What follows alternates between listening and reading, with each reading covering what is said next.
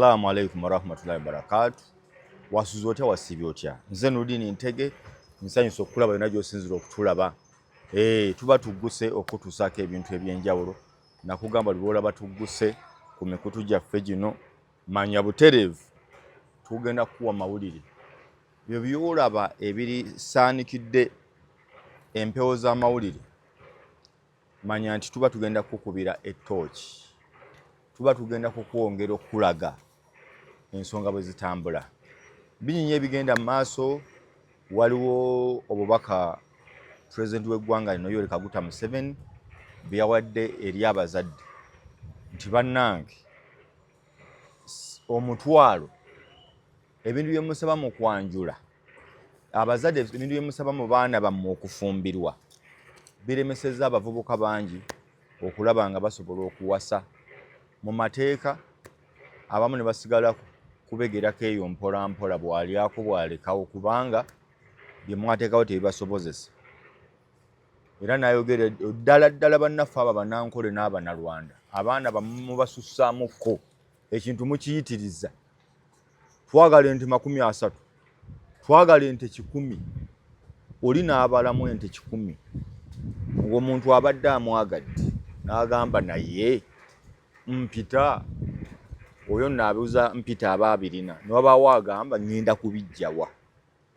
Ekivaamu n'atandika kubegerako eyo mpola ne bazaala kaana kamu 2 3 taata n'okolima oyo akikoze. Omulala n'agamba abalejjalejja kabakole ki kabaneeyunire bubaka wa pulezidenti abazadde mu kirowoozeeko.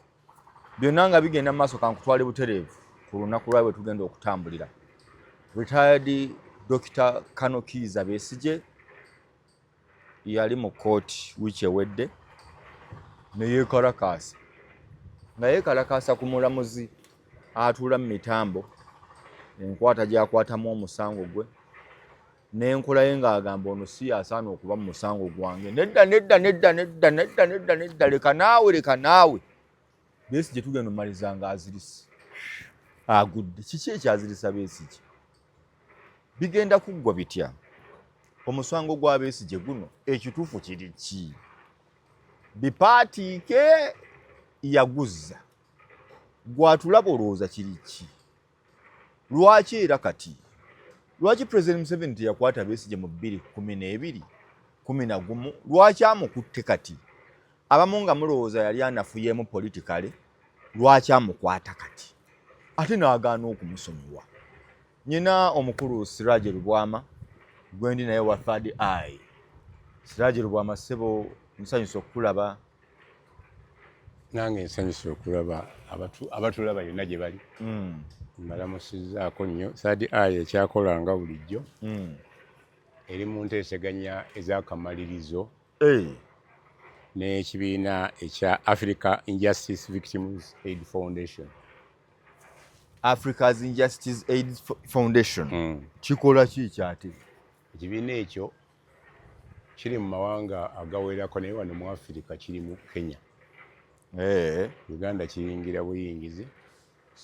Waliwo omwana Munnayuganda omuto genda okikulira myaka 19 tufudde muwala. Agenda kuba ayamba ku bintu ebyenjawulo. Okisooka abakadde abali mu myaka egikuliridde nga banyagibwako ettaka foundation ejja kuba ebayamba. Olw'okuba takulidde wano nga coordinator waakyo nsobola okwidentifyinga abantu abo. Ate abo bakoledde bambi ajja kuba ayamba abasibe ababuliddwa obusente obutonotono okuva mu makomera. Emisango gino emitonotono fayini 5,000, 6, 7, 9 wansi wa miliyoni ng'asobola okugyayo 2 mu myezi 3. Aba bamanyi ku kidima alina square miles ettaka atwala bintu bweru ng'ali ne taata we n'abitunda, ajja kubawa emirimu gy'okulima. Oyo muntuuseeko bambi byasobola okunkolera bingi. Ekikulu ennyo alwanyisa kibayita obutali bwenkanya okuvuga eggaali. ogwo gwe mulamwa gwe tukwataganirako ennyo. Okuvuga eggaali abirwanyisa ab'empanka si mpanka kiki zino eggaali nti bayisikolo abawagizi basindi balumbye eggaali zino ezaffe badde manya atuyambye eri bano abakwatanga emiggo n'ogiraba nga giva ku CPS giri mu baaleeya gikuba abantu ne muvaamu basobi agala kuzikiza basobi agenda kukikola atya nga yewadde emirimu mingi akikozeeko mu nsi ezimu.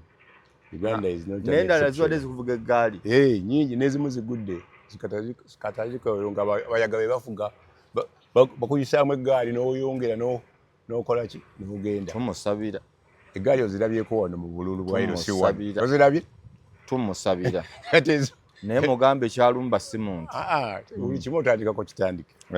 Gavumenti bwe nalaba nga kigikwatako ejja kumuwa obuwagizi abukole. Sirajiri Mama Third Eye oli ku namba ki? Abantu balina ensonga zaabwe ez'ettaka banyagiddwako bino na biri naye olw'obudde tuyinza obutasobola gira njagala kumanya namba ya simu 0708 70 enamba ozitabudde Sirajiri 0708 0708 702 meka emu mukaaga nnyo teri ku WhatsApp naye tenva ku kabina 0772 455 29 emu eyo ya WhatsApp. Buterevu oba ne Sirajiri Bwama nkweyanziza kati ebintu nakoze introduction zange njagala kukubuuza Besigye omutuufu yaani? Besigye omutuufu ye retired Colonel Kiza Besigye Kifeefe lwaki nerya doctor retired dokita lwaki President Yoweri Kaguta Museveni akutte nnyo Besigye ensonga ki? Ensonga ziri bbiri. Esooka Besigye asobola okufa nga alwanirira entebe mutima gwe gulimu ekintu ekigamba nsobola okugikwata oba nfanfe ne Museveni agamba tosobola kugikwata ntebe nga nkyali mulamu oba nfanfe oba nkutta oba kati kiri awo. Besigye amanyi Museveni asobola omutta mu ngeri yonna ne Museveni akimanyi Besigye asobola okumutta. 221 220 Besigye yalina essuubi erikomawo ku ballot naye omuliro gwa people power n'amaanyi agaafubutuka mu nkambi ya Kyagulanyawo by then baali kamwokya gwamuwaliriza okukkiriza n'agamba ebyokwesimbawo 220 yali yafunye ekirowoozo nti akalulu tekajjaawo naye nga Museveni yali yakyogerako dda nti akapapula tekanzirya mu ntebe yakikkiriza amaze kwesimbawo emirundi ena era n'akyogera awo atandikira plan B wokotuwaaka asimanyi bikoze bitya ng'agenda akkiriza omutima gwe gukoze eki era n'agamba nti abo abalowooza nti nze nalemwa nabo bagenda kigezaako kikole ki yeri Bobi Wine weyaviirayo nayogera ng'omwogezi ow'amaanyi. You cannot do this bumbleclat. You can't tell us this and this and this. Yet you have been standing here and there. Now you say there's no democracy in Uganda. So Besigye omugamba nti Museveni ateekawo akalulu gwe n'omugamba eriyo plan B. Alwana nnyo akalulu kabeerewo niwe abajja kwesimbawo najjuba oba John Oye naye gwe w'oteekawo plan B akutunuza amaaso asatu Museveni nogamba nti olina plan B agala gizuula wawuya plan B Third Eye evaayo taba n'abiri gaba asatu era we yatandika okyogera n'atandika okuba serious n'afuna information omusajja gw'oyagala alina plan B naye erimu mino wammanga baani olwo abamuwa information anti keesi etandise era akulira principal witness ye Andrew Wilson Orlando Andrew Wilson Orlando Omungereza mu America mu America naye yaliko mu magye ga Bungereza okumala emyaka 5. 88 to 93 atambudde eggwanga lino lyonna okujjako Uganda gye yali tatuukangako, atambudde ensi eno naye yonna. nayo yamala n'agituukamu. Oyo yamuwa information nti oli bubi. Era emabegako nga Orlando tannaba kujja, nagamba bannayuganda nti President Museveni alina information nti waliwo pulaani ey'okumuttira mu bbanga nga oyita ojjo. Orlando nga tannavaayo. Wafuna information. 224. President yalekeraawo okulinnya ennyonyi zino zoffe ez'oluleekereke kuva wano ngenda wali mubita wali. Nga waakiri ayongerako convoy ey'oku ttaka naye ng'ayise ku ttaka. Era bwe baasiba nga baddaabiriza Northern Bypass yayitanga ene wa Mukwano wano nga ffe batusibira wano ku ssaawa ya Queen aba akyagenda mu kinaabiro nga batusiba eno nga basibye, agenda okunywa cyayi nga basibye nga n'ow'ensawo ow'ebigere toyita. Era abangi ababooda bagezangako okuyita basukka mu 15 abamenyeka amagulu nga babakuba eri ku sharing awo nawono bakuba emiggo. Tosobola kuyitawo ne waba tannatuuka olagawa. Kati convoy ne zeeyongerako n'agamba nti President Museveni yalinnye ku nnyonyi mu campaign ate distance si nnene ng'ate n'ennyonyi si eri zino zaabadde nazo eri modified okusinga ku kitegeeza nti threat yali agimanyi nti weeri. Kati Orlando wiiki eno abadde atandika ewedde. Orlando obadde oŋŋamba Orlando ono. Orlando ono yaani? Orlando yeeyogerako nga nti yali mujaasi. Yali mujaasi yasaabingako magye ga Bungereza kuva 88 paka 93. N'akola ki nga private security investigator alimu ddiiri z'okutunda emmundu, alina ddiiri z'okumanya emmundu. Oyinza mugeraageranya ne muganzi wa Bad Black. Ne muganzi wa Bad Black yali bw'atyo. Bakamusaliza omusango gw'okutunda emmundu wano ku muliro South Sudan. Goza sente yazijjanga kuki ezo Bad Black kwa 2011. Kati awo bagiba nani Sentongo. Sentongo bamusibayo obwaka butono n'omukyala ne Bad Black Catherine bamugemere naye n'akola ki n'amusiba ebbanga n'amugamba genda oyiga okomewo oyo nsaabaani. Era nakati amwebaza nti wanjikiriza kwebaza okunsiba nayiga. Kati Orlando mu statement ze zonna anti njagala kumanya wano mbadde okyansomera Orlando nti ogaye musirikale wa Bungereza yali mu America yasavinga mu magye ga Bungereza wakati wa 88 paka 93. N'aganyuka akola statement nga 24 ogwokusatu 2025 mwaka oguwedde muzungu naye ng'agikolera wano ku CID headquarters. Agamba nti around 2021 my contact in Somalia gave me details of Brigadier General Richard Otto oyo Munnayuganda. Around kansome nga buvunula kyangwira omulabi waffe Andrew Wilson aka Orlando myaka 5 mwezi munnansi wa America. Business consultant yeberera mu ggwanga lya America. Netusumulula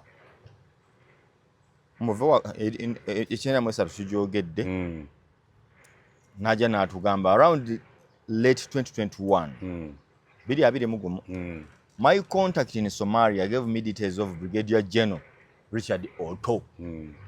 Naye nga tannaba kufuna Otto akubuulire akumenyera ensi mwabaddeko. N'agamba these companies that I work with are largely dealing in investigations and tactical training on firearms. Muntu wa muliro. N'atugamba nti no the company has a website registered as www.tohff.com. That is www.tohff.com. and the company activities are shown on that website. Yes. Ayagala gendako. Oyagala okumanya byakola. Our company provides services across the globe, and I have had opportunities to work in USA, Haiti, Mexico, Colombia, Latin America, Europe, Middle East, South Africa, and Nigeria, among other countries. And around late 2021, my contact in Somalia gave me details of Brigadier General Richard Otto, and I linked up with him via WhatsApp, and I explained it to him that I was approached by Mr. Joel Wakaima, who told me that he, Joel Wakaima, needed a company to provide training to some Ugandans, both living in Uganda and diaspora, to overthrow the government of Uganda.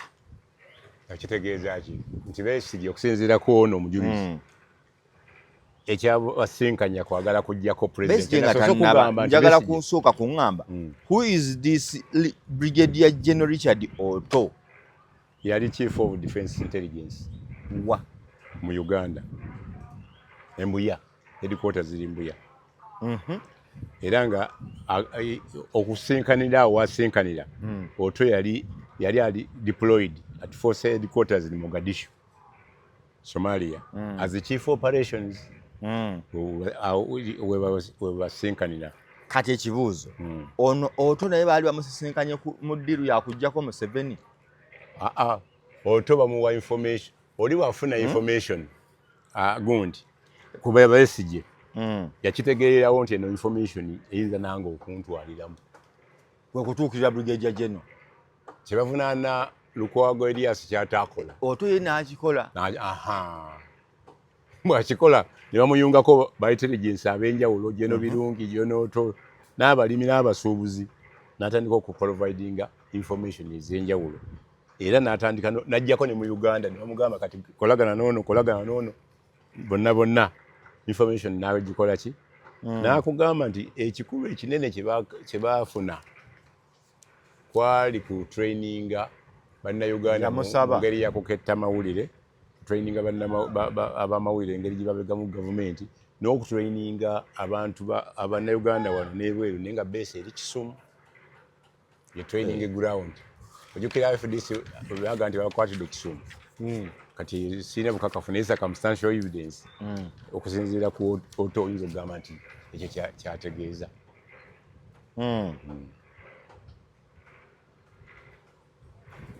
N'atugamba the contact of Brigadier General Richard Otto n'agisomaawo, asked me to get enough information from Joel Wakaima and keep him informed. Who is Joel Wakaima? Joel Wakaima ali mu intelligence.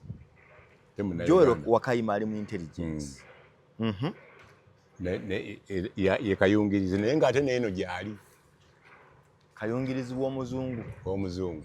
Ate nga n'eno gyali. Ne bano abamanyi Besigye. Kusinziira ku Orlando. Yes. I was very careful on how to deal with Mr. Joel Wakaima because I never wanted to get caught out in terrorism activities, as this would tarnish the name of my company and country, or get me criminally charged, since I would be seen to facilitate terrorism and related crimes. Yatya okumukwatira mu kikolwa nti ayagala kuyamba kubayeekera abatujju, n'asalawo okubuulira bikikwatako. Ensonga lwaki anoonya Otto? Kitegeeza intelligence ye yamanya nti eno Somalia eriyo Otto. Mu kiseera ekyo Otto yali defense attaché nga atumiddwa ku embassy ya Juba, South Sudan. Wasookera omusanga. Oluvannyuma bakwatagana nga ate bali Somalia. Kitegeeza ekintu kitutte emyaka mingi. Yes. N'agamba nti biri ndowooza 19-20. Si kyajjo. N'agamba around December 2021, I came to Uganda on a business and travel tour on invitation of Moses, whom I had linked up with online since 2020. And we had been communicating. In our communication, we discussed business of dealing in tourism, coffee, and tea. Kati oyo gwatayogera Moses yali mu business ey'emmwanyi majaani tamwogera ngo ayogera kubatta Joan ayogera ku Nelson tatubuulira linnya lyakubiri nono tatubuulira Moses yaani eddala. Natugamba while in Uganda upon invitation by Moses, I informed then Brigadier General Richard Otto that I was in Uganda on business visit and had linked up with my friend one Moses. Upon his request, I then shared the contacts of Moses with General Richard Otto, who later linked him to military intelligence for pursuit of the security information Joel Wakaima had shared with me. Kati ye tayawula Otto oba Major General Brigadier General naye yamuyita Brigadier General naye Otto bw'aba akola statement ateekawo ranka ye entuufu nti ye Major General todi amuyise Brigadier General. Okay. Now later Moses was instructed by officers from military to inform me to continue engaging with Joel Wakaima while giving him Moses feedback to guide the process. During my engagements with Mr. Joel Wakaima after a period of 2 years, he introduced me to Salamu Musumba. During my engagements with Mr. Joel Wakaima, after a period of 2 years, he introduced me to Salamu Musumba, whom I talked to on video Zoom call that I recorded the audio since I could not record the actual video, as the other parties were on the same and will be made aware as Zoom shows recording is ongoing. We discussed various aspects,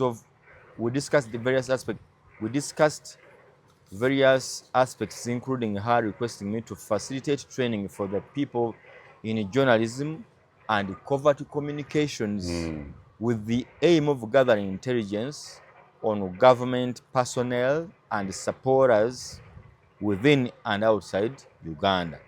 Covert communication yeriwa.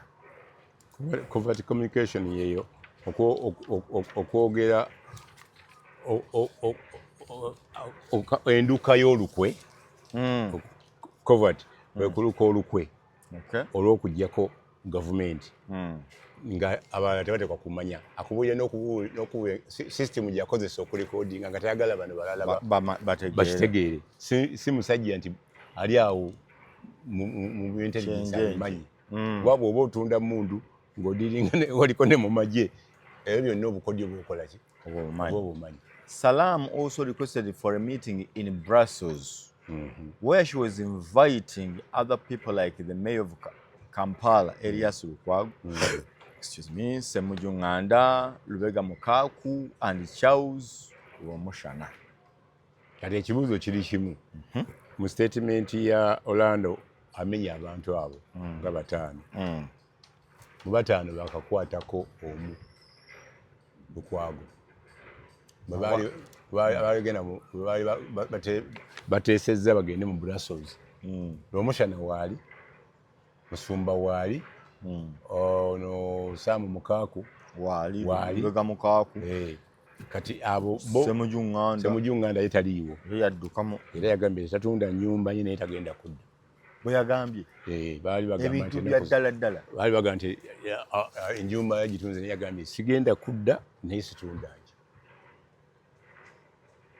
Ebintu bikambe bwe biti. Kati oyo mu bakwatibwa taliimu okujjako ng'okozesezza Interpol. Tetulina abali wano abatambula abalindiriddwa Salaamu Musumba, Saamu Mukaaku ne Charles Romushana.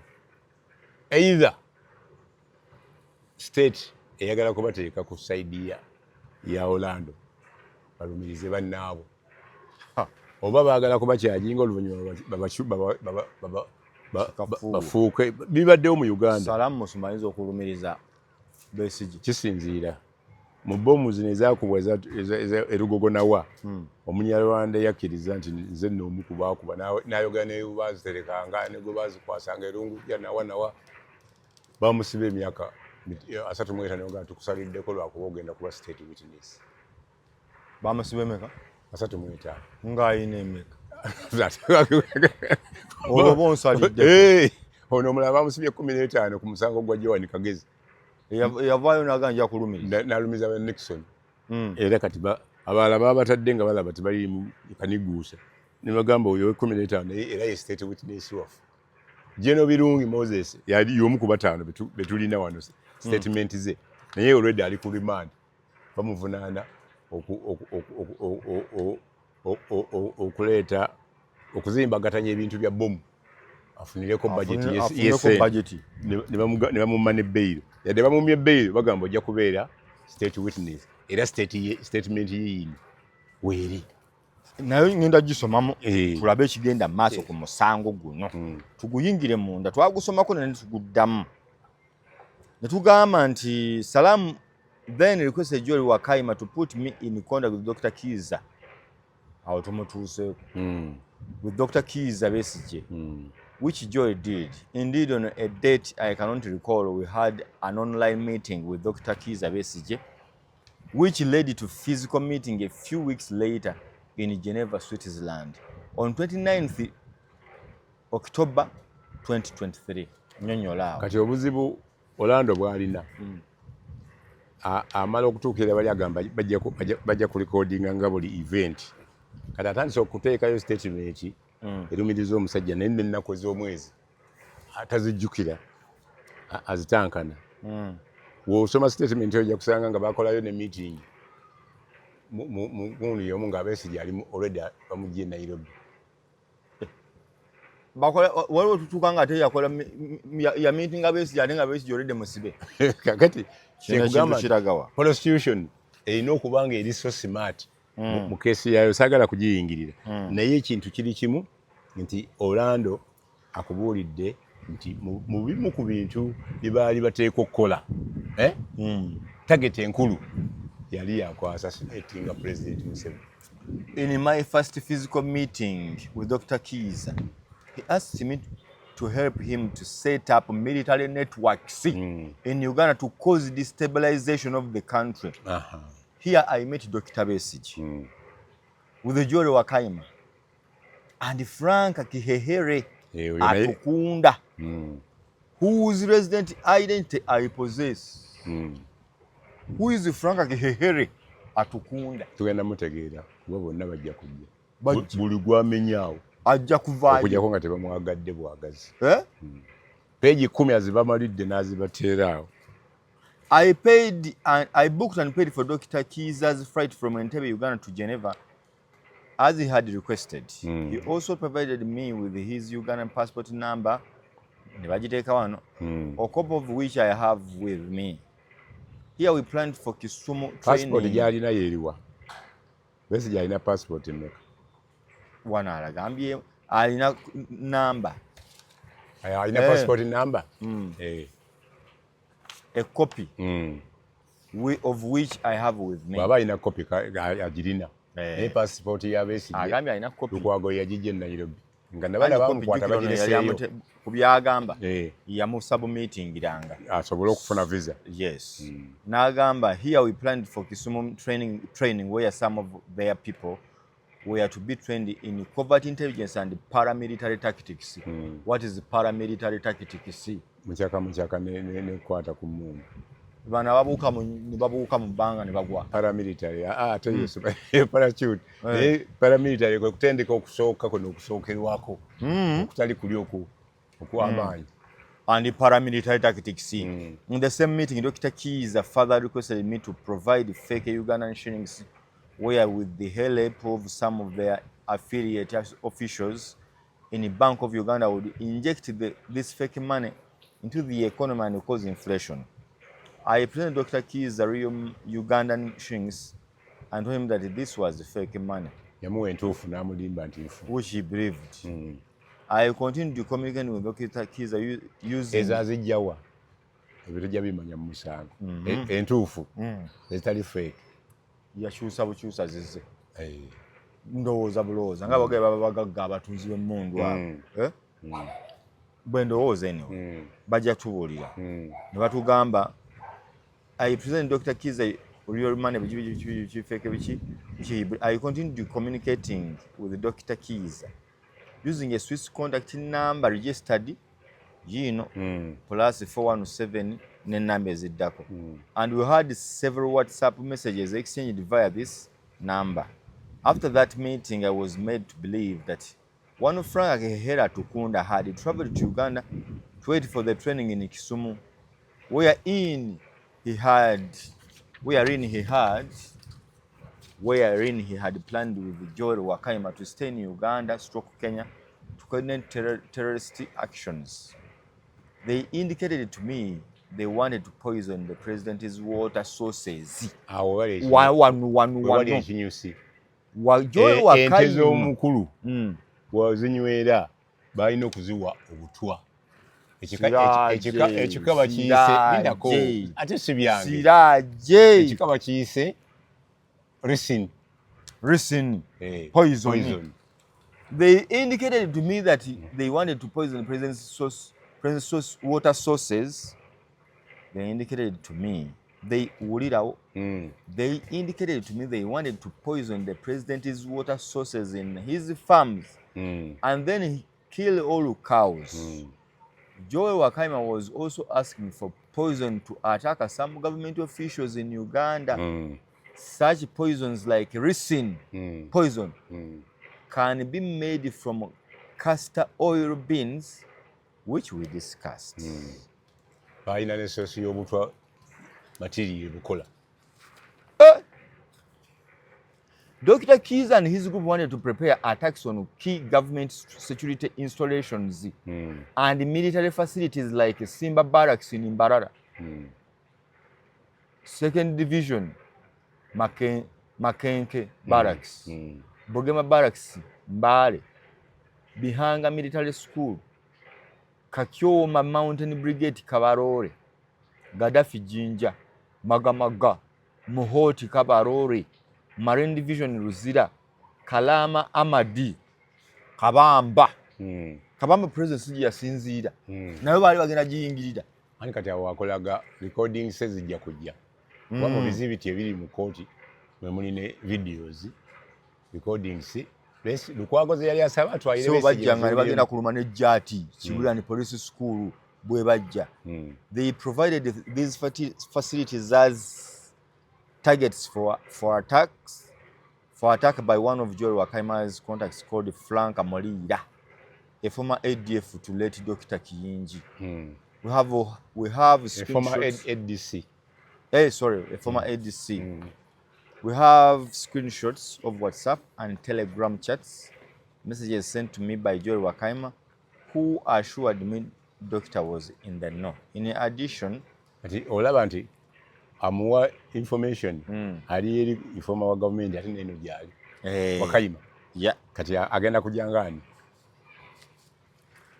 agenda kujanga mukwate oba mugundi ekimu ku bibiri kuba neno akulaga Besigye alina kyani neri akulaga ata awoli information anti bali bakola wamu ne gundi nani ne Besigye kati namuga bino byemukuwadde n'omukulu abikola ki abimanyiko.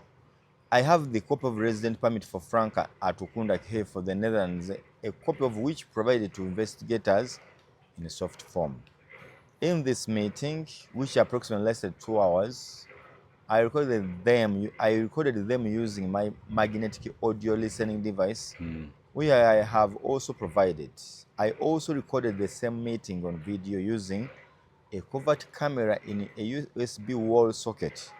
Later, I transferred the content onto a hard drive for safety reasons. I was also using my we also agreed to have a training course in Kisumu, Kenya in December 2023, but it was postponed due to financial challenges. Watugamba, the postponement caused a lot of stress to Joel and Dr. Kiza, as they struggled to maintain the morale of the trainees drawn from the countryside whom they were accommodating in Kampala. My phone had been passed over to the investigations team to extract an image of the screen content in the form of evidence. ne batugamba the second meeting in Geneva, which was a follow-up of previous meeting. The meeting was attended by bingi biri wano. Information yolando omusuubira okuba omusajja omugagga okuwa information eyo. Oba nfu oba ntuufu agiweera bwere. Simanyi. Ne wano Wakayima alabika nnyo mu sitoole. Ne incident erimu nti mulimu statement egamba ne wano waliwo okwasasinatinga President Museveni mu bbanga. Batugambye Dr. Kiza father claimed he had informants inside the state house and military who would provide him with information about the president's movements. Ekitegeeza ebintu bibiri nti mu state house mukyalimu bye bayinza okukwata nzira Constantine Orlando then wayogera ku Bank of Uganda okumuyamba okugaba ebikibuga ne mu Bank of Uganda muteeka okuba mulimu okukwata kose bikyukuli kati mu Uganda biringa bijanja mu ebiri waliwo ekitundu kyotuukamu nga mulago wa ekiro nga bagaba bikyukuli. Omusajja agambye wano nti Besigye yamugamba he had loyal military generals in the Ugandan military who would assist him in taking power. Alimba batalimba bijja kuba mu kuwulira omusango senga gutekinga over kubanga already gwayimiridde bawa akadde Besigye awone senga tawona kuba tegutambula kuba mu criminal nalaba bivumbuka ne munne state attorney tugende mu maaso bano bakyali mu criminal tosobola kugenda mu maaso nga civil nti looyawo waali buli baba nga bagenda kwogerako physical oteeka okukola ki oteeka okubaawo ayiza okususpendinga ne bakuggyako permanent ekigambo Besigye ne batakikoonako ne basigaza bano paka lwoliwona era bw'afa bamuggyako babikira kooti ne bamugya mu musango ne musigalamu Obedi ne Lukwago ne musigalamu ne captain Ola. Njagala kusoma ku statement y'Oto. Iyo si mpanvu. Oto nyimpi eno birungi. Eno ya birungi. Y'Oto yino. Oto ali wagwe njagala okusooka. Myaka 5-7 birungi talaga myaka gye. Osobola giteeba buteebi. Agamba bw'ati. Statement of Major General Richard Oto, married at 57 years, Chief of Defense Intelligence and Security. Mbuya. Owulira? Mbuya comparison Chief Central Porogari Sub-County Padel District. Nebatugamba agamba bw'ati. Place district headquarters in Mbuya Kampala we yagikolera awo nebatugamba state kakati ono agikoledde wa ayi address ye ne wagiko bagikolera Mbuya kati agikola nga mmeka eye lwagikola 12 ogwokuna 225 kati Besigye otandika omuvunaana mu November 2024 Besigye no court martial bamukwata ne batandika omuvunaana mu 2024 kakati baali bakozesa statement y'okuwagala okumwozesa kuba zino zikoleddwa 2025 mwaka mulamba baadde bakozesa statement kuba kwolwo amagye ge gakola ki ge gaali ganoonyereza ba state prosecutor b'amagye era ne bagamba bali redde okumutwayinga statement bamaze okufuna ebintu byonna bwalagawa oli bamukwata 2024 ate onaakola statement mu 2025 ate saa 25 ng'atandika mu April tekusobola kugattibwako bujulizi anti ogatta kati guno bugatta kubuliwa obwa Oto oyo bugatta kubuliwa kyogamba Kiza Besigye yavunaanwanga obujulizi oba buli babuvaako ne bugati tebumala tufunye obumala. Anti obutamala obaako n'ekitundu. Kankulage ku gundi ku gundi ya Lukwago. Bakulaga engeri gye yakwatagamu ne bakulaga ne oto. Ne bakugamba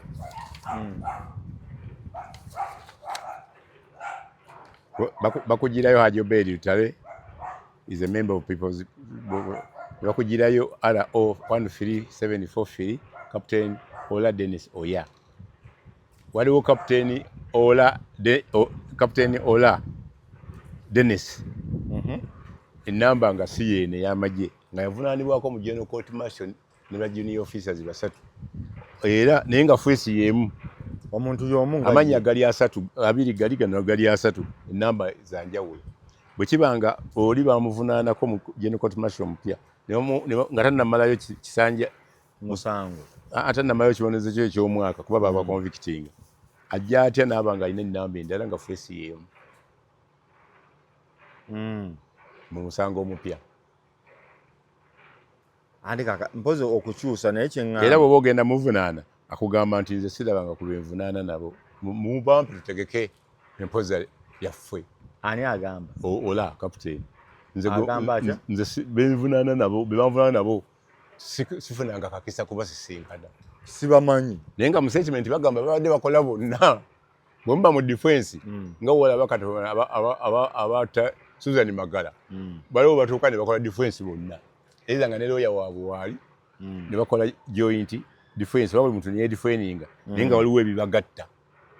Mu kwegaana oba mu kukkiriza omusango. Yes. Yagambye bw'ati mukulu Major General Richard Otto.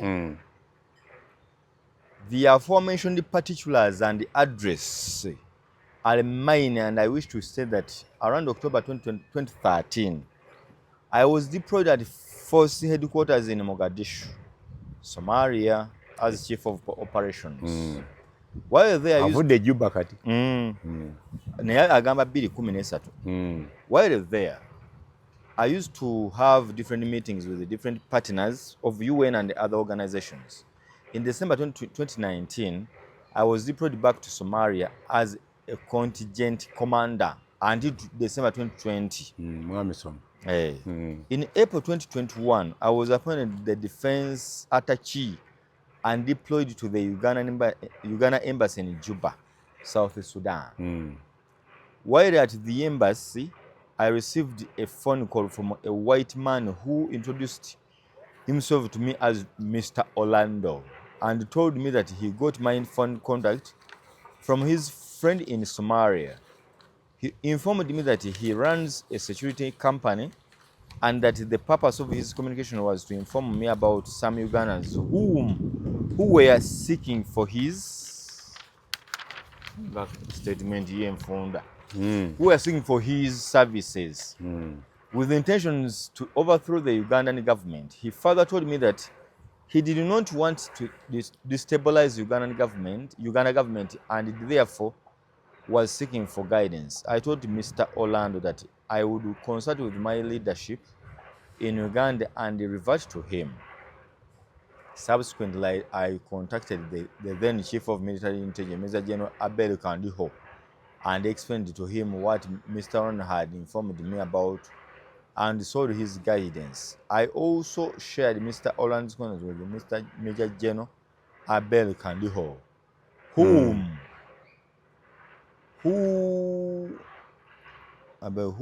guided that I am maintaining communication with Mr. Orlando. I requested him to find out the details about the group, their numbers, the type of training they wanted, location, their leadership, and other relevant details which he was willing to do.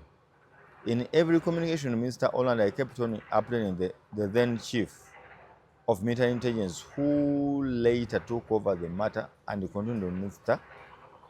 Orlando. This is all I can state to be to the best of my knowledge. Statements. Ebigambo byoto mu lulimi lwa court biyita hearsay. Abyani? Ebyoyo.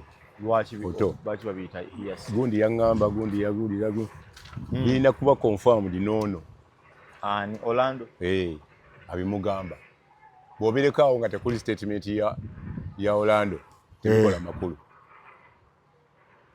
bisigala biri ne wano Orlando already yabirecognizing yes kitegeeza kati bikola amakulu kati bikola amakulu kati essaawa eno bituufu because Orlando yabyogeddeko tinayogera naye ye yamuyita brigade siwe kiri netugenda maaso ani ono omulala birungi naye omwetaaga birungi yeetaagisa olw'ensonga birungi muno ali mu ngaani credibility ye birungi muno ali mu ngaani mu musango naye alumiriza Besigye mujulizi yes naye alumiriza Besigye ate nga bagamba abakwano be b'amagye bakwano baani ba Besigye byagamba alina ebikonge by'emunda birungi be bajjeno bonna jeno bulungi yali wasemwayi emirimu gye gimukkiriza okubega lwakuba yatuuka ekiseera naye ne bamubega birungi n'agenda mu kooti ne bamuvunaana ebituufu oba ebitali bituufu naye we yali asaba bbeeri yalina kunoonyaayo bajjeno banne bemanyi nti yabafuna kubanza yantumako sejjusa ne simufuna kati oyo naye alinda ku compromise tukute olumiriza ono oba tukulekere omusango nga oto tukuleke oleme kumalayo kibonerezo kyo gy'olumiriza ono oba omalayo omusango naye ali ku misango agundi ono ola Dennis naye ekisinga obukulu bakkaanya ku bintu bino asamalayizinga akulaga biki bibaali bateeka okuleeta bonna nga bakkaanyiza it is also provided coordinates for the steps for the dropping of weapons 2.17 first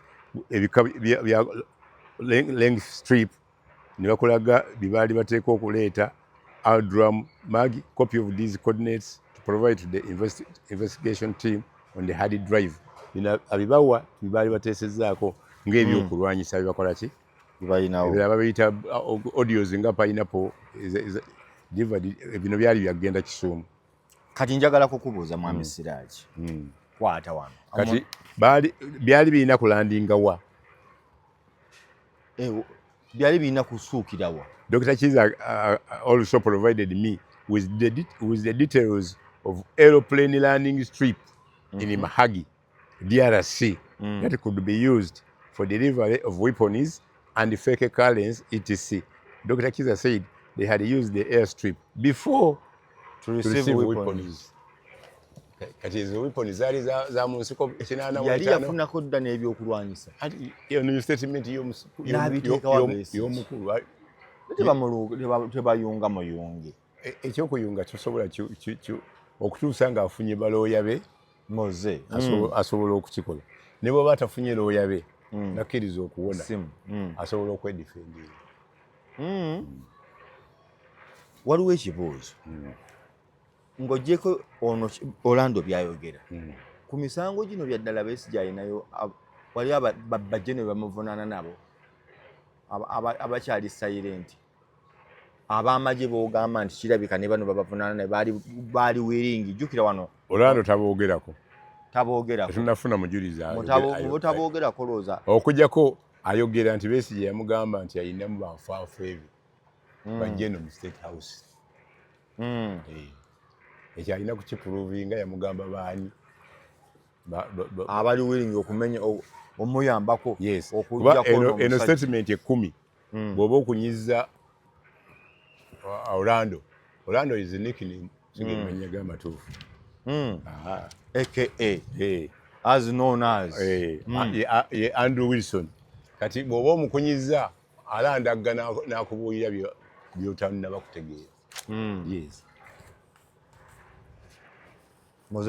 kubanga ku ntandikwa waliwo okugamba stating egamba ti abajulizi baffe tetusobola badisclosinga bajja kutuusibwako obulabe abantu ba Besigye era abamu batiisibwa ne balwana nnyo paka lwabasuuza ne bagamba bajje naye mu benkumenyedde tekuliiko kapiteeni bonna bajjeno bonna bajjeno okujjako omusuubuzi omu Balasa Moses oyo mutunzi wa mmwanyi tufudde majaani Balasa Moses produce dealer muvubuka nno muto 35 agamba nti Uganda wennakulabye wano Olubaga division Kampala enamba yekweri ate yavuddeyo okukola statement naye ajuliza mujulizi wa state naye mujulizi mbadde maye ali munda naye agira ayamba ggwanga kulaba nga atereeza ggwanga butebengevu that I'm a Ugandan of sound mind dealing in produce, coffee, tea and part-time in tourism with a close link to tour agencies within Uganda. I want to clearly state that whatever I'm going to state is to the best of my knowledge. While going around my life as a businessman, I seize an opportunity as they come. omukisa gutwala taguleka nga bwe gujja bwagukozesa. I have a wide network of both private and business associates whom I coordinate with in the course of doing my business. I frequently use social media where I sometimes meet online friends, both domestic and international. Around 2020, while online, I got to connect with one gentleman called Andrew Wilson, whom we introduced each other and we started chatting. In one of our chats, he expressed interest in doing business in Uganda, and we also asked which business opportunities were profitable for him to invest with minimal risk. I told him the most common and profitable businesses here in Uganda are coffee and tourism, which okayed, and I intimated we will be upgrading as we move on this as we move on, depending on the progress. Late around December 2021, he came to Uganda upon my invitation to explore on the above business opportunities, and we had a good time together during our interactions. He told me he was talking to some people in the government, and he mentioned being in touch with one General Otto, a military officer whom he got in touch with way back in Somalia as the general was on mission. He further told me that he had shared my contact with General Otto, whom he said would possibly contact me soon. Shortly after a few days, I got a private call from someone who said he was an officer from Chieftaincy of Military Intelligence, Mboya, who said he wanted to meet me for some talk. I was at first hesitant, but gave me assurance of my safety. I agreed, and I went to CMI and met an officer who introduced himself to me as one Dr. Twini. Wow. In my interaction with Dan, or it was a Dania Twini, not Doctor, he asked about my relationship with Andrew Wilson, which told him was purely business. They then asked about the security information. Andrew had shared with me. I then told him that he told me about Joel Wakaima, whom he contacted him, Andrew Wilson, for military and journalistic training of people in Uganda and the diaspora with the intentions of overthrowing the government of Uganda. Dan Atwine then encouraged me to help to help continue to receive information from Andrew, which I would share with him in person. I accepted to take on the task which he cautioned me to bring to him physically whatever information I got from Andrew Wilson. Owulidde Siraj byebyo nno